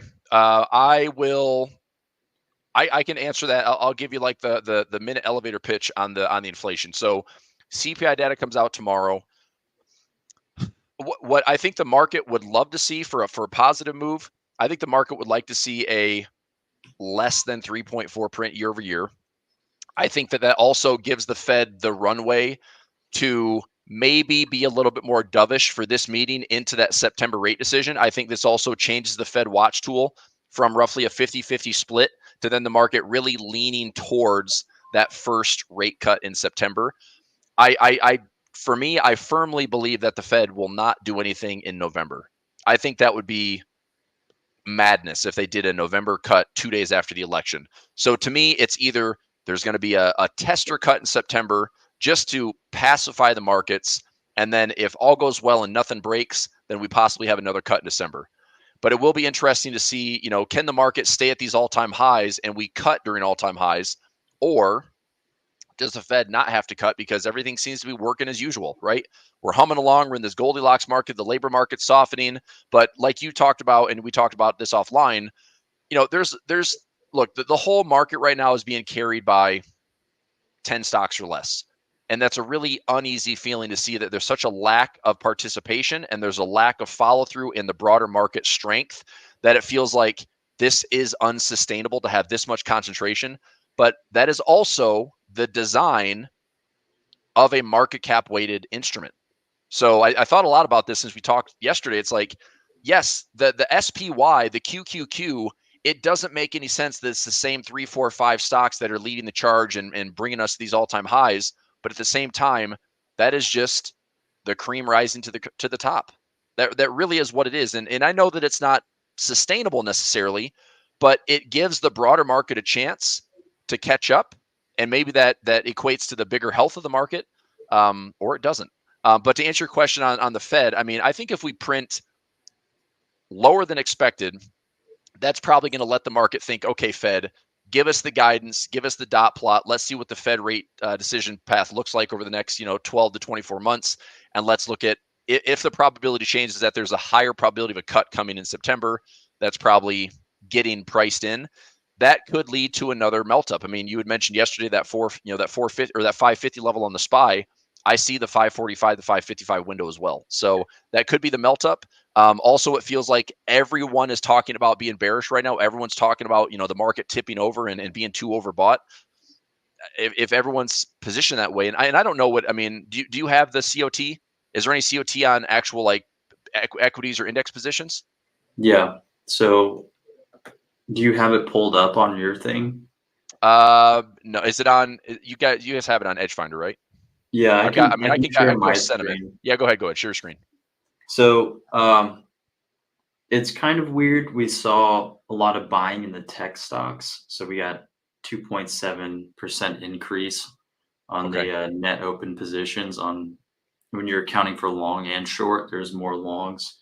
But on the flip side, the S&P and the Dow are the biggest sellers of this week. If you take a look at the number of contracts too, is just it's kind of showing that money is just getting taken out of the equation. That's a 65,000 contracts gone, and then another 5,000 gone on the short side. But open interest really is not it's kind of showing that the demand for, I guess, assets has kind of gone away. Mm-hmm. And when you say things like everyone's talking about being bearish, I see a lot of people talking about bullishness too, and no one's talking. Well, from what I've seen on CNBC and other places, that no one's really talking about like a correction. They're all saying the market has like, a Tom Lee stance is at 5,500 for the S&P is plausible for the end of the month. Right. Which, I mean, I'm not going to rule out, but that's a lot of upside from here, and that's way further than what I would imagine we could run up to, and especially in a given month. But I'm seeing less bearishness than bullishness overall. I don't know if you have like what have you been seeing that was bearish, that people were talking about crashes and stuff? No, nothing. I mean, that's the thing is I had a long conversation this morning about just being aware of these bigger underlying historically significant indicators like an inverted yield curve, like the recession timeline, like a carry trade and deleveraging, like an unwinding. These things take a lot of time to happen. And that's where I think, you can have that playing on repeat in your head, like this can happen, but those take a lot longer than you think to actually be a reality. And so I think that's what's important to kind of compartmentalize the reality and the timeline of an unwinding. I mean, case in point would be the last time we saw a really massive deleveraging would have been the conversations with the Fed and being pretty transparent going into 2021 and 2022. The Fed for months and months and months was talking about raising interest rates, right? The market didn't really acknowledge any of that. And it got all the way into the end of the year at an all-time high at the time, until the reality set in, right? So these things could be talked about. They could be making headlines. They could be stirring up all the drama, but it could still take months and months and months to actually line up and be the trade, right? And I just think that when it comes to being a bear in the stock market, if we aren't taking out, if we have high and high and high and high, and if the market doesn't adjust and break structure, we're crazy to think like we just have to be bearish, because what are you trying to pick? You're trying to pick the top. That's the dumbest thing to do in a market that wants to go higher. Just let it. I mean, for most traders, it's a good problem. But if you want, like, for example, on Nvidia, if I'm getting filled on Nvidia at my $95 position, like I took yesterday, if I'm too aggressive on my covered call on Nvidia, I'm going to lose out on $30, $40, $50 of upside. All I have to do is probably give it time. Right? Do we think that after a 10-to-1 split, Nvidia, if it dips to $100, $90, $80, that in time it can't be back up to $110, $120? I think everyone in this room, anyone watching that has seen Nvidia literally just blast off into its own stratosphere and be like a stock that can do no wrong. Sure, a reality check is needed for Nvidia, but that split and a little correction could go a long ways, and then you see that it's the second largest company in the world right now. I don't think that goes away overnight. If that is the case, then the S&P is doing an incredible disservice to every investor, because you let a stock like that rip the way that it does, and then it does what? It goes to zero? I don't think so. You can't have a company with that type of earnings, that type of margin, that type of head start, that type of everything that's positive and checking all these great boxes. It's going to be here for a little bit longer, and it's going to have maybe 2, 3, 4 quarters of more runway until competition heats up, until everyone starts to say, okay, look, Nvidia's been the only game in town, but now other tech giants are making their own chips and they're moving away from Nvidia, and it becomes competition. So I don't think Nvidia is going to zero. I don't think anyone. No, I don't think it. Yeah. What we're seeing here now is, it would be nice to call a top. Everyone wants to, sell at the highs. Right. But it is pretty impossible to do. However, what we have now for this week could signify, I guess, for the SPY, 536, 537 could have been our high for now. And what I'm kind of just hoping for is a pullback, so we get, cheaper prices. Yeah. But inflation's going to have to come in sticky, or it's going to have to move higher. Yep. The Fed rate cut projections are going to have to be moved back further and further. And the confidence in, lower interest rates need to go down. But if that's not the case, this sort of setup right here, where you can see there is a head and shoulders pattern on the 1-hour chart, it could suggest further lows, but every time we hit this lower low, it's like a broadening pattern too. So we hit a lower low on this trend line, corrects back up. So right now we have really no idea where this is going to go. But depending on what happens tomorrow, what the Fed says, what CPI says, that could determine whether or not this is our top for now, or whether we're about to bust through this by the end of the week. Sure. And That's a good point. I'm going to take a slightly higher time frame stance, because if I looked at a topping pattern, we'd have to take out this low around 518. I think if you go to a 4-hour or a daily chart, that 518 low, we'd have to come down and breach that for me to say, okay, I think the market is trying its best to put in a bit more of a top, because to me the broadening pattern is actually, if you switch over to my screen, I'll show you, and then Frank, you can take your I'd like your opinion on it, but there. So that's my broadening pattern. I'm starting, this area low to this area low to this high to this high. This is what I said. If we take out 518, that low would be putting us in trouble, where then we all of a sudden we fade the rally, we sell the rally, and this could be like the scary correction that, okay, that to me is kind of worst case scenario. We come back down, we do some structural damage, we sell off, we test. This is the Apple gap we saw from a couple weeks back. This would be the April low that if we retest that, look, man, this would be a very volatile and an ugly market if we come back and take out April's low, but then somehow we justify another run to the highs. All it means is that if you're prepared for these highs and lows, chance to buy this dip could make another, 7, 8, Yeah. 9, 10% rally. And that's That's what I was good gonna money ask you. opportunities. I was going to ask you if, so say we hit that low, we break it, and I Okay. guess it's sort of the danger zone. But Yeah. would that be enough? Would higher CPI and extended elevated rates, would that be enough to sort of crumble the market, or does there have to be I don't think more of a fundamental crack?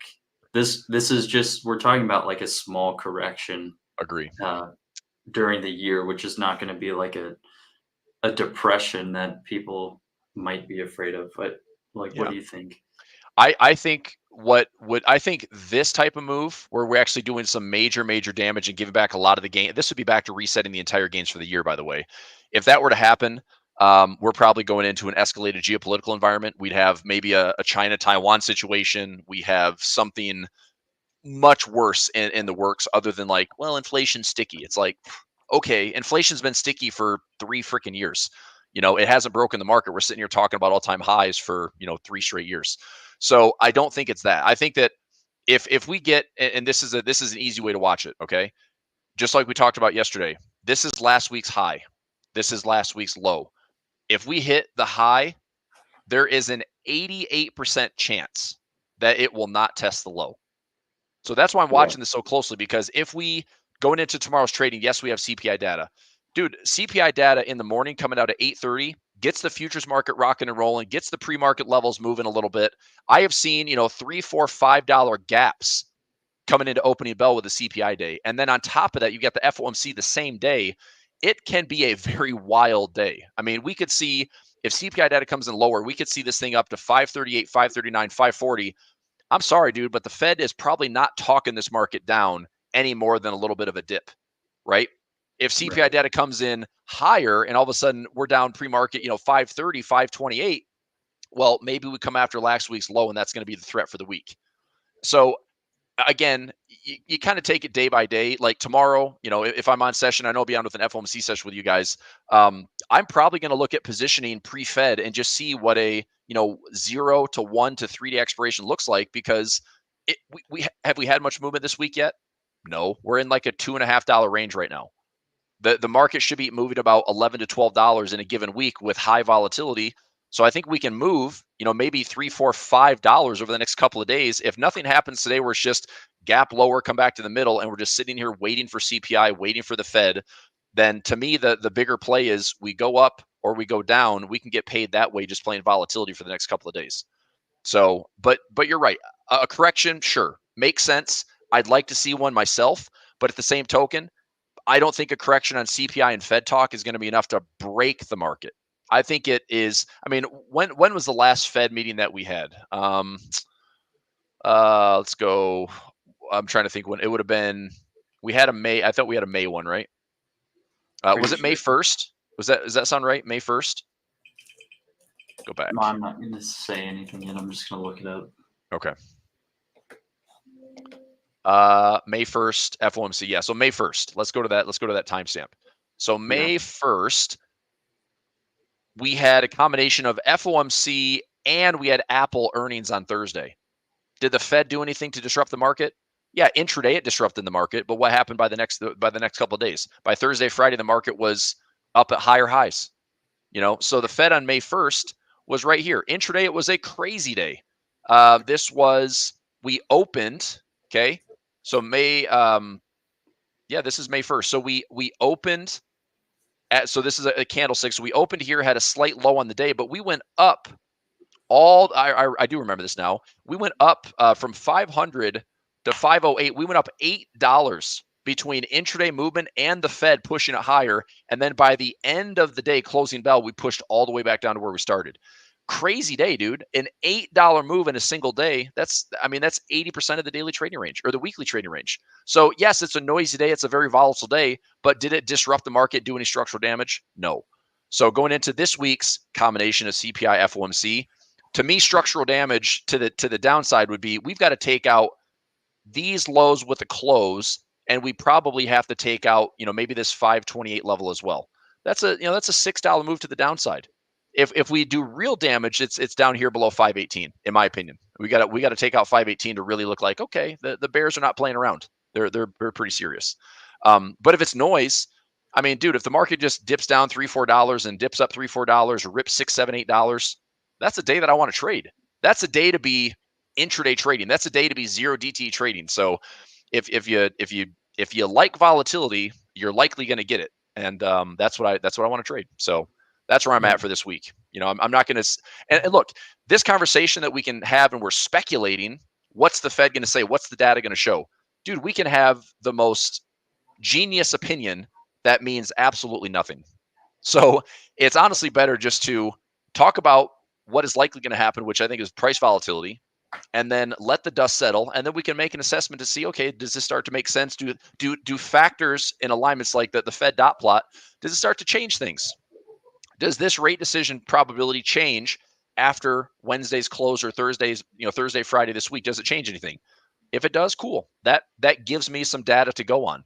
But I'm not looking to predict. I'm just looking to cover scenarios so we can react in time. For sure. Yeah. But yeah, and so let me ask you this. If the market goes down, and we talked about this a little bit yesterday, if the market goes down, what in your portfolio would possibly benefit from that? In your portfolio, so let's say the broad market goes down, what does your portfolio look like to benefit? So I've had one DTE puts, and then I've had weekly puts. I have SPX puts that expire next week. I have I had SPY puts that expired on well, they didn't expire. I just closed them out on Monday because the market just opened down. So I'm taking these little these smaller profit returns on just these minor dips. And if it turns into a bigger one, then it'll work out really well. But other than that, I'm more so positioned to the upside. I'm just kind of trying to pad myself in the meantime. So I have these smaller options plays that if they're wrong, I don't lose that much. If I'm right, I don't make that much. But if I'm really right, then I make a lot. So that's kind of what I'm hoping for. Okay, I'm typing out my scenarios right now. So if market is down, that's what I have kind of hedging, where I have a down play in the SPY, I have a down play in the Qs, I have an up play in the VIX. XLU's utilities, that's typically defensive, so I could still hold positions there. I took like a 90% take profit on one of my positions with XLU yesterday, and I repositioned for it. GLD and SLV, if we have a metals play or an anti-dollar play, perhaps that could be a reason to also see a resumed rally in those instruments. If the market is up, then I can go through. I've got probably 50 plus stock positions, but I don't need to list all those. But I would say my MAG 7/Fab 4 can win. Those can be up. My broad bullish tilt can all drift higher. So I can see my overall portfolio be up, as opposed to can I weather the storm on profits to be made in the short term to offset a drawdown that would happen in the overall portfolio. Sure. I could probably make per account, I'd probably make close to 1, 2, 3, probably close to like $4,000 if we go down. If I have let's say those average accounts have like a $6, $8, $10,000 drawdown, well, it makes it less sucky. If I have $4,000 in profits, but I realize like a $10,000 drawdown, I can at least maintain that, and it's not making it as painful.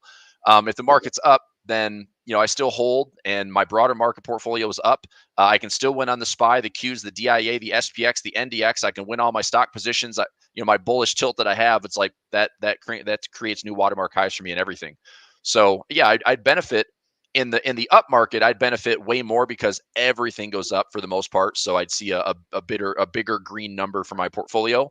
But if the market goes down, I'm probably going to have a red day as far as my overall portfolio, but I'm making kind of intraday, intra-week profits to offset some of that pain. Does that make sense? Yeah. So I mean that's how I look at corrections. Like if I'm overall tilted bullish, I'm trying to make money in a correction environment, especially. I'm trying to make money to make sure that it's not putting too much pressure or pain on a drawdown.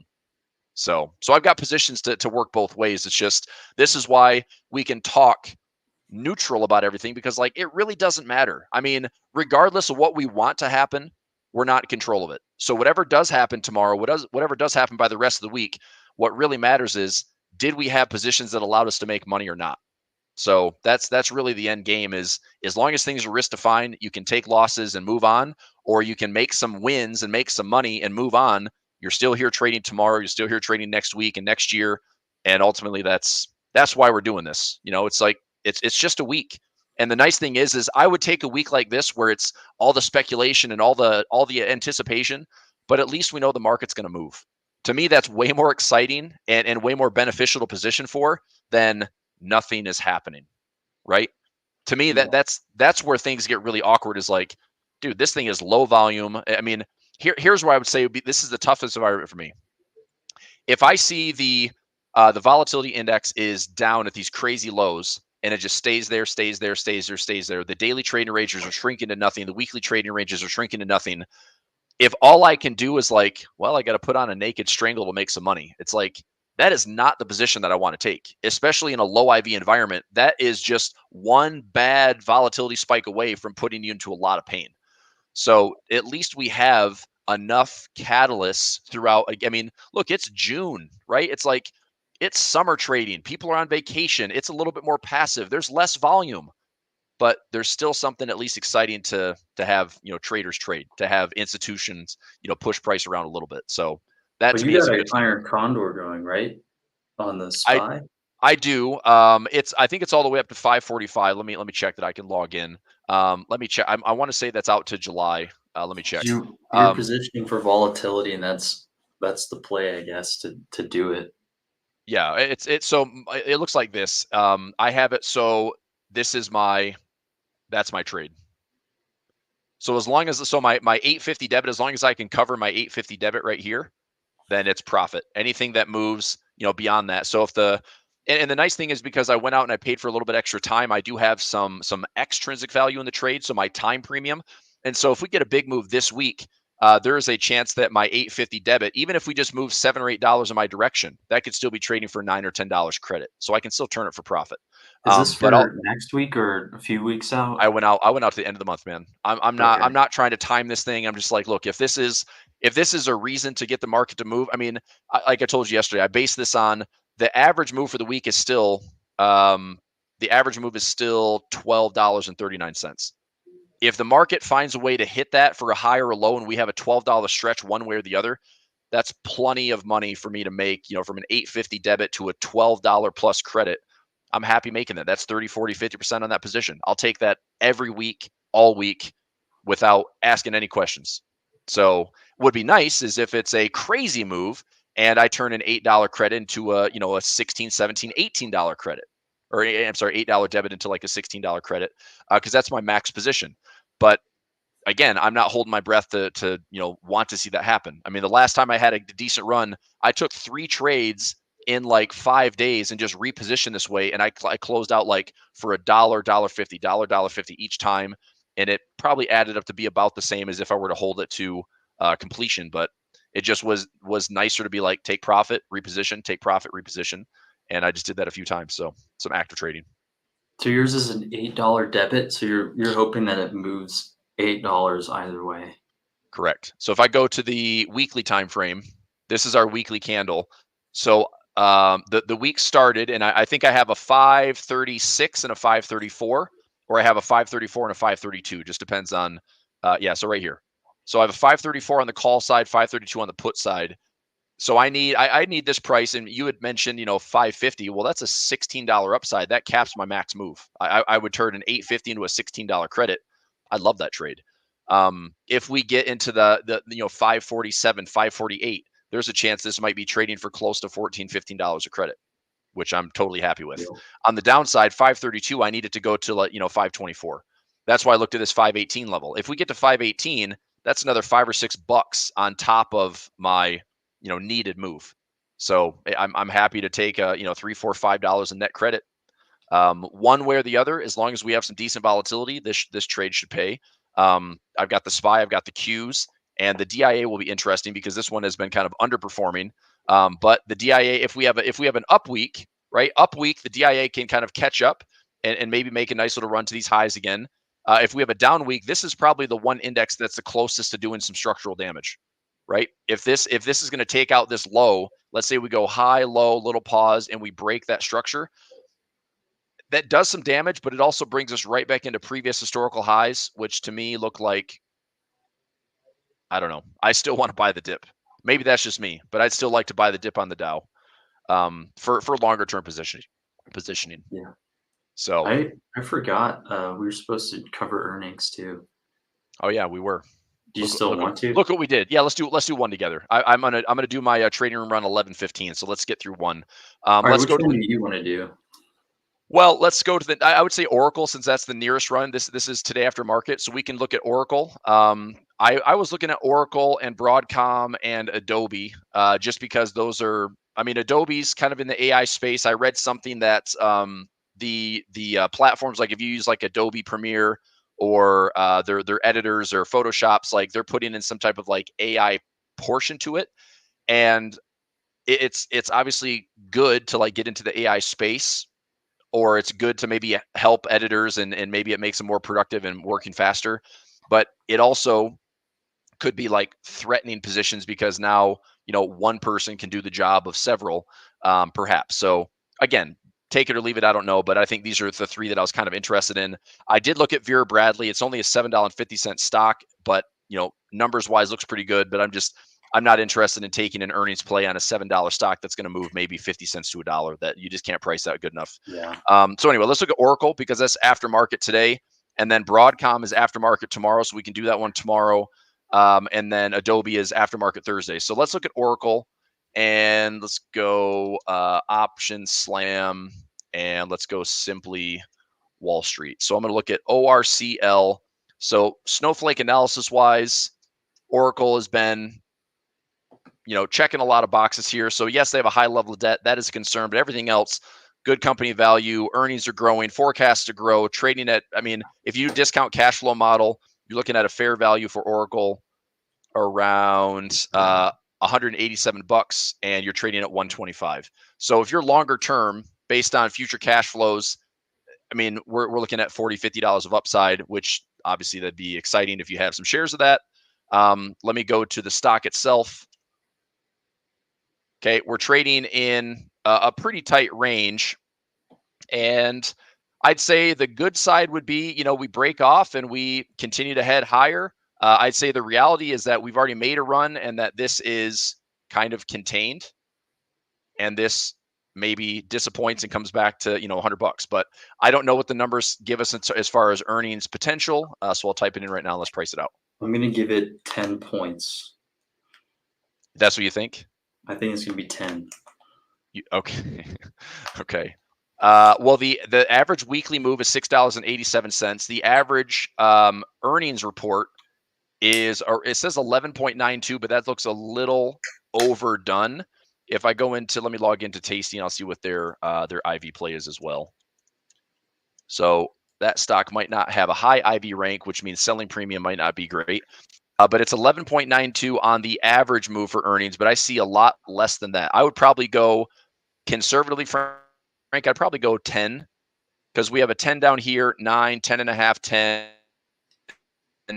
These are the concerning ones is we've got the 6, the 6.5, the 5, the 7. Like if I'm saying that Oracle's going to move 10%, I can't see a 4% move and have like the way I want to trade it. It maybe doesn't make us any money, but I'm going to say 10%. So if we have a 10% move, how many times over the last 10 earnings prints have we did at least 10%?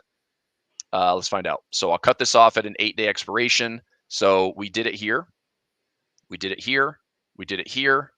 We got to 8.7 there. That's not good enough. We did not get it there. We did not get it there. We did get it there at day 5. Not too bad. We finally got the 10.7. This one we got there as well. And this one we got there as well. That's pretty good, man. We got 6 out of 10.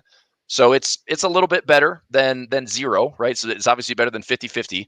But 6 yeses to at least hit an expected move. And the nice thing is 10% is pretty conservative. So if I position for that, then if we get a 10% move, but we all of a sudden have an 11, 12, 13% move, makes my trade possibly easier. So I like the trade from that regard. If we did a 10% move and the stock is trading at 123, then you're looking for about a $12 to $13 move. So let me do this here. So I'll retype this. So the weekly ATR is at 687. 687. The average earnings is 10%. That's pretty conservative. Actually, so it says 11.92 is what the average is, but I'm going to say conservative. We're going 10.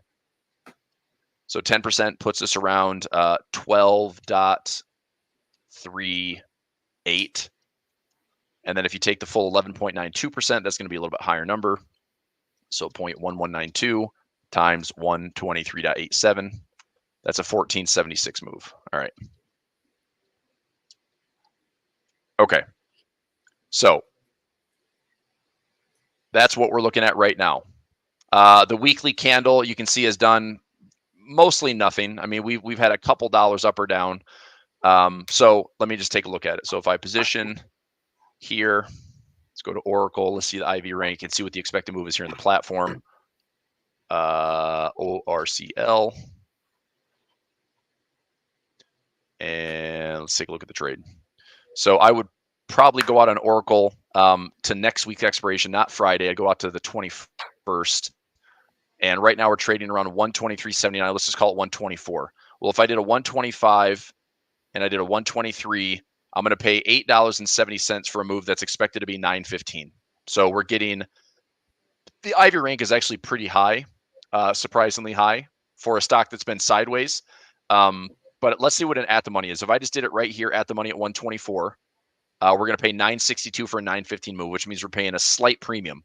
If I go one strike up, one strike down, I know that I'm giving the market a head start, but I reduce my cost a little bit by about $1. Now from here is where we get, our percentage move. I'm expecting to see, I think a $12 move is possible. Okay.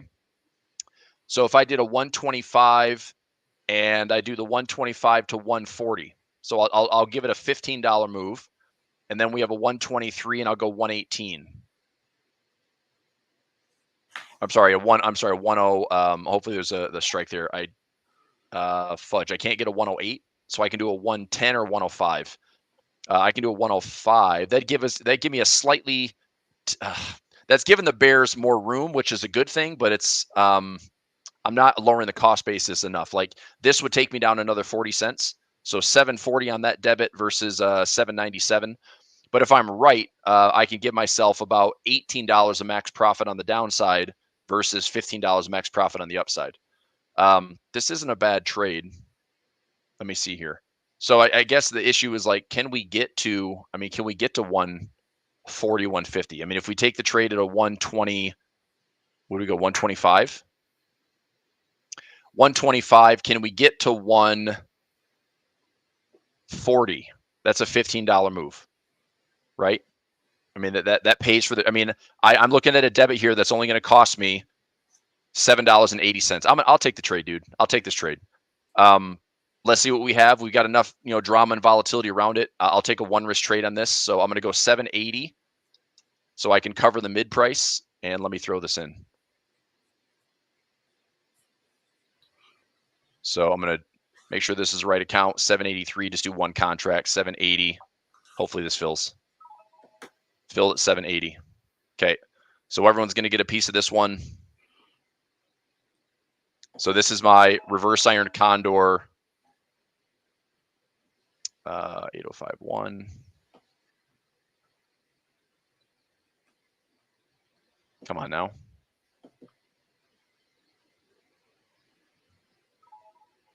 All right. I had to go up to 781.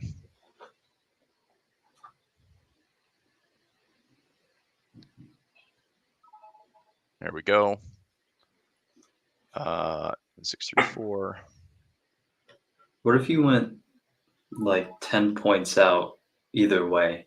So you had a 123 and a 124 buy call, and then you sell a call out at 133, and then you sell a put at like 114.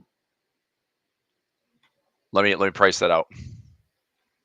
Right now it's saying 617 as the mid price. Okay. So you're talking about the same expiration? Yeah. Okay. All right. So give me the strikes again. So give me the call side. What are you doing? Call side is 124. 124. And then you sell at 133. 133. So you go 9 out. Yep. And then okay. You buy a put at 123. Okay. Sell a put at 114. So nine each. Okay. So this is the good thing is it's a $6 debit for what's expecting to be a $9 move. The only reason I don't go super tight on my sell wings is because if we do see a move that's, let's say it goes, way lower. Well, in order for me to realize my $9 profit, I need to see price probably drop to like 108, 107, 106 for me to realize that full $9 profit if I'm going to have to wait for expiration. If I wait for expiration, then there's no problem. I'll make my $9, but it's got to stay there. The reason I go out wider and I'm willing, I mean, I paid $1.40 more, right? I paid $1.45, $1.50 more for my trade. And I'm giving myself, you're giving yourself $9 of max profit. I'm giving myself $15 and $18 of potential profit.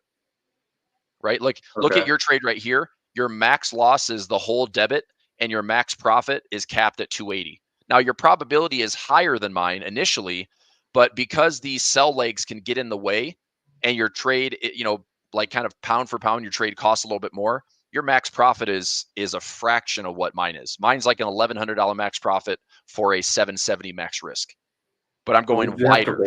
Would you have to wait till expiration to? I don't. You would. If you want $9 out of this one, you're gonna have to wait to expiration. So, or you're gonna have to see a massive move that's way beyond your sell strikes for that thing to max out. So the further out you sell a call and sell a put, you can realize, say you get like a $9 gain on your 780 debit. Yep. You can realize that on the first day, is what you're saying? Yes. So if we see a $9 or $10 move, I should be able to see a $9 or $10 credit. Okay. So I can close that trade out for like $1, $2 credit faster than you could because your sell wings are a little bit closer. Okay. Yeah. I got you. Okay. Yeah, I'll think about taking that play. I don't know though. Yeah, I mean, I'm in it. I like it. I'm gonna throw it in my tracker right here, and then we'll wrap things up. I got a couple more minutes before I have to start the trading room, but let me just throw this in. So I'm glad we did this one. I think it's a decent one. If we come back into another morning session, or I'll share this with you offline, but I will price out Broadcom and I will price out Adobe. I might actually consider doing them today because this is kind of a noisy week with CPI and with the Fed and with the earnings report. So for those particular stocks, if I go out to next week, the 21st, there's enough volatility to be, earnings matters, but also all the peripheral noise with CPI and Fed. Maybe it's better if I get positioned for them now because they won't be as disrupted going into Wednesday. So if I don't get them priced today, then certainly I will be looking to play these if I like them tomorrow morning. But if I get it priced today and the market gaps up or gaps down with CPI in the morning, then I can already start getting the trades to shuffle around. And that's a good thing. I want to be positioned like essentially neutral today, and then let the CPI data, let the Fed, just let it move the market. And as long as it moves and earnings are another catalyst, good or bad, hopefully there's enough volatility just to make the move. That's all it is. All I need to see for earnings, especially, is like if we hit the expected move, I make money. So that's it. But yeah, I'll price these out. I think these are good. Cool. Well, and I'll share them with you. sounds good. Yeah. All right, man. We'll talk about this tomorrow on the big day. Yeah. That's tomorrow will be a big day. So everyone watching, thanks for tuning in. Make sure you like and subscribe and all that good stuff that you're supposed to do to help the channel, help the algorithm, and support the A1 trading team. And look, I think this content is great and a lot of fun. I see Nick's head floating around. That's awesome. Frank, thanks for jumping in, man. I love it. Love having the co-host. It's fun. Thanks. Cool. Thanks, all right, everybody. everyone. Have a good day. See you. Bye. Thanks for tuning in to today's A1 Trading Show. Make sure to subscribe and to turn on post notifications so you don't miss the next one. Also, we're looking for more guests to come on the show. If you're comfortable being on camera, have trading experience, and you're looking to grow your audience exposure, we'd love to have you on. In the live stream chat and description below, we'll drop a link to apply to be a live stream guest and join in on the conversation. We hope to have you on soon. That's all for today. Trade safe, and we'll see you next time.